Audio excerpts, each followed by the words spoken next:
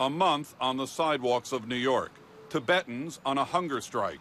The silence couldn't hide their determination. The United Nations is accountable for any human being on this planet. And we, the Tibetan people, also belong to this planet. And the United Nations is responsible for whatever is happening inside Tibet. China, though, is firmly in control of Tibet, which it claims as its own. The hunger strikers sat nearly motionless during daytime hours. The only item consumed throughout their month-long strike was water. And after a month, the effects were showing.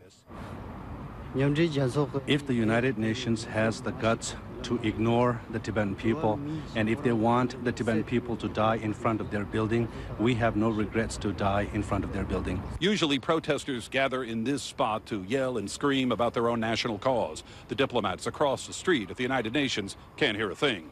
But this silent hunger strike has gathered a lot of attention. On the 27th day, one of the three strikers was taken to a hospital against his will.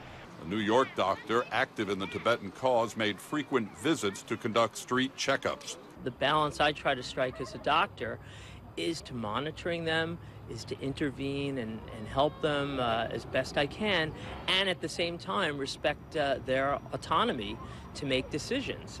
I'm not worried about my health at all, because I'm more worried about my country and my people that are going through very bad times.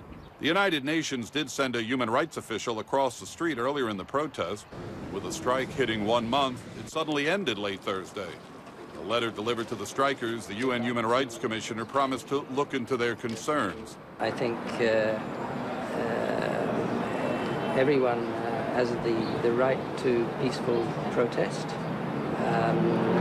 but we're also relieved that this particular protest has concluded. Staying on hunger strike for 30 days, I have pretty much lost the appetite for anything completely, but maybe something hot.